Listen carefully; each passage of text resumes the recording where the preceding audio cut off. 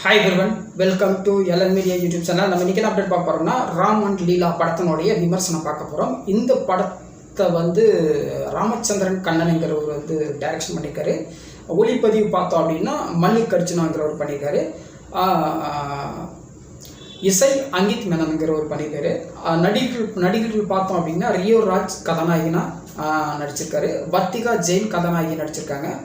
மாபாக்கா ஆனந்த், சேத்தன், முனிஷ்காந்த் இவங்களாம் சேர்ந்து உள்ள நடிச்சிருக்காங்க. அதாவது இந்த படம் இந்த கதை வெற்றி படமாக்குறதுக்கு போதுமான கதை. படமும் ஓகே தான், அங்கங்கே காமெடி எல்லாம் இருக்குது. அதாவது ஓப்பனிங் திரைக்கதையும் பார்த்தோம் அப்படின்னா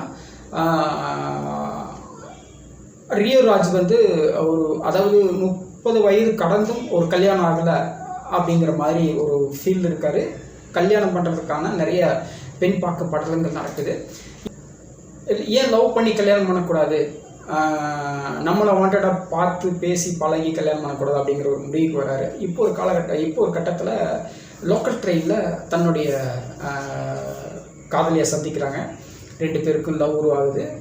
ஆனால் அந்த பெண் ஒரு முக்கியமான கண்டிஷன் போடுறாங்க. அந்த கண்டிஷனுக்கு இவரும் ஒத்துக்கிறாரு. அதாவது 6 மணிக்கு மேலே என்னை காண்டாக்ட் பண்ணக்கூடாது, எந்த விதத்தில் எனக்கு தொடர்பு இருக்கக்கூடாது, மெசேஜ் மட்டும் பண்ணு, அதை பார்த்துட்டு நான் திரும்ப லைனில் வருவேன் அப்படிங்கிற மாதிரியான அந்த ஹீரோயின் சொல்கிறாங்க. நமக்கு ஆடியன்ஸ்க்கு தோணுனா 6 மணிக்கு மேலே மாலக்கண்ணா இருக்கும் போல தெரியுது அப்படிங்கிற மாதிரியும், 6 மணிக்கு மேலே வேறு ஏதாவது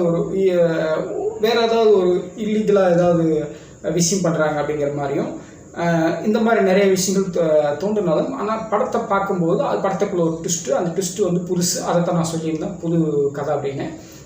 லவ் ஸ்டோரியில் ஒரு புது விஷயம் பண்ணியிருக்காங்க அப்படின்னு. அதாவது இந்த படத்தை ஓவராலாக பார்த்தோம் அப்படின்னா இது ஃபேண்டசி டைப் ஆஃப் மூவி. இந்த மாதிரி ஃபேண்டசி டைப் ஆஃப் மூவியை சொன்னோம் அப்படின்னா புரியுற மாதிரி சொன்னோம்னா, சதுரங்க வேட்டை படத்தில் நட்ராஜ் ஒரு விஷயம் சொல்லியிருப்பார். அதாவது உண்மையில் பொய் இருக்கணும், பொய்யில் உண்மை இருக்கணும் அப்படிங்கிற மாதிரி. அந்த மாதிரி ஃபேண்டசி கதையில் நம்பகத்தன்மான காட்சிகள் இருக்கணும். அதாவது இயல்பு வாழ்க்கைக்கு நெருக்கமான சம்பவங்களாக இருக்கணும், உணர்வுபூர்வமான கதையாக இருக்கணும்.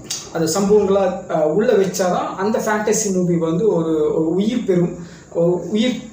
உயிர் பெற்று ஒரு நம்ம கூட கனெக்ட் ஆகிற மாதிரியான விஷயங்கள் இருக்கும் அப்படிங்கிறது தான் நம்ம சினிமா கதை ஆலோசகர்களுடைய ஒரு பேட்டர்ன்.